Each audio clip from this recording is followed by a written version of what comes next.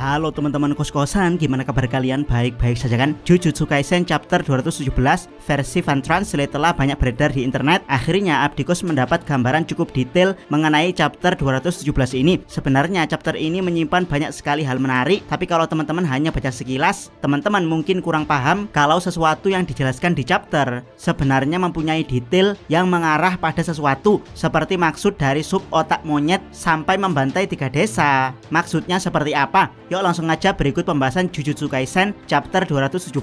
Seperti biasa, karena di spoiler Abdikos sudah bahas alur ceritanya. Di video pembahasan ini Abdikos akan bahas detailnya. Check it bro. Detail pertama, judul chapter. Judul chapter 217 ini adalah Bath Part 2. Yap, mungkin teman-teman bingung dengan judulnya karena di chapter ini sama sekali tidak ada adegan Sukuna lagi mandi, karena memang ritual mandi suci Sukuna sudah ditampakkan di chapter 216. Lalu kenapa judulnya masih Bath Part 2? Jawabannya adalah karena ritual mandi suci Sukuna belum selesai, yaitu dia butuh membunuh Yorozu Sumiki dengan tubuh Megumi untuk menenggelamkan jiwa Megumi secara permanen. Jadi walaupun di chapter ini tidak ada adegan mandi, tapi chapter ini masih bagian dari ritual mandi suci. Detail kedua, wujud asli Yorozu dan Sukuna. Ini sebenarnya agak disinggung sedikit di spoiler 217 dan di chapter 216 kalau Sukuna memilih mempertahankan wujud Megumi karena dia butuh menenggelamkan jiwa Megumi secara permanen ketika membunuh Yorozu dalam tubuh Sumiki. Jadi Sukuna sebenarnya bisa berubah ke wujud aslinya, tapi untuk sementara Sukuna tidak akan melakukan hal itu. Dan ya, ternyata bukan cuma Sukuna yang punya wujud asli, Yorozu pun juga demikian. Dia punya wujud asli sama seperti Sukuna yang kemungkinan wujudnya juga mendekati kutukan. Tapi Yorozu memilih untuk tetap berada di wujud Sumiki. Bukan cuman Sukuna dan Yorozu yang punya wujud asli, Uraume ternyata juga penyihir inkarnasi. Jadi kemungkinan wujud Uraume cantik yang teman-teman lihat ini adalah wujud dari wadahnya, bukan wujud asli Uraume. Hal ini juga berlaku untuk Angel dan Kurusuhana. Detail ketiga, gambaran era Heian versi Sukuna dan Yorozu. Ini adalah detail paling menarik di chapter 217, di mana kita melihat gambaran era Heian versi Sukuna dan Yorozu. Abdikos akan coba jelaskan maksud dari referensi era Heian di chapter 217 ini. Gambaran pertama, wujud asli para penyihir di era Heian. Sampai sekarang kita tidak tahu wujud asli Angel seperti apa, termasuk wujud asli Yorozu dan Uraume. Namun yang jelas di era Heian, wujud asli dari Sukuna, Angel, Uraume, dan Yorozu saling mengenal satu sama lain. Bahkan Yorozu bisa tahu kalau Uraume adalah juru masak daging manusia untuk Sukuna. Ini bukanlah sesuatu yang mengerikan karena memakan daging manusia adalah bagian dari ritual perdukunan. Jika melihat fakta ini, Abdikos menebak kalau hampir semua wujud asli dari pengguna kutukan di era Heian adalah menyerupai para kutukan, yaitu mereka punya wujud monster, termasuk sifat para monster yang ganas dan kejam, yaitu suka membunuh dan memakan makanan tidak wajar seperti daging manusia. Bahkan Tengen dan Kenjaku juga punya wujud yang mirip kutukan. Kalau teman-teman pernah main game Onmyoji alias game para pembasmi iblis _ kutukan alias game dukun Jujutsu di era Heian, di game tersebut hampir semua karakternya punya bentuk monster seperti Tamamo no Mae, Ryomen, Ashura, dan Sutendoji. Yap, meskipun para pengguna kutukan di era Heian punya bentuk mirip monster, tapi pada dasarnya mereka tetaplah manusia. Bahkan Sukuna sendiri adalah seorang manusia ketika dijuluki sebagai Raja Kutukan di era Heian. Yap, Sukuna adalah manusia dengan wujud iblis yang mempunyai 4 lengan serta 2 wajah. Abdikos tidak tahu kenapa para pengguna kutukan di era Heian punya wujud mirip roh kutukan, atau minimal punya sifat mirip roh kutukan. Namun karena di era Heian para roh kutukan, penyihir, dan non-penyihir saling berinteraksi satu sama lain, jadi kemungkinan ada pernikahan antara kutukan dan penyihir yang menghasilkan manusia dengan wujud iblis seperti Sukuna.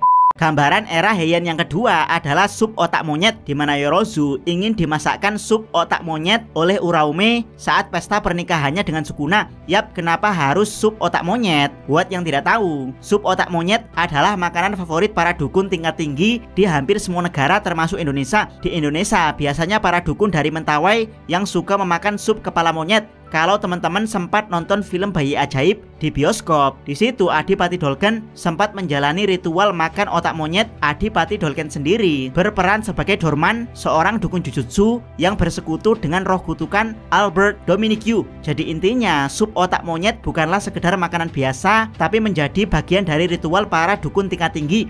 Gambaran era Heian yang ketiga adalah menghancurkan 3 desa, di mana Yorozu berniat menghancurkan setidaknya 3 desa sebelum pesta pernikahannya dengan Sukuna. Yap, kenapa harus menghancurkan 3 desa? Ini mereferensikan sosok asli Sukuna yang ditulis dalam buku Nihon Shoki, yaitu Sukuna digambarkan sebagai manusia kejam berwujud iblis dengan 4 lengan yang suka membantai dan membakar desa-desa di wilayah Hida.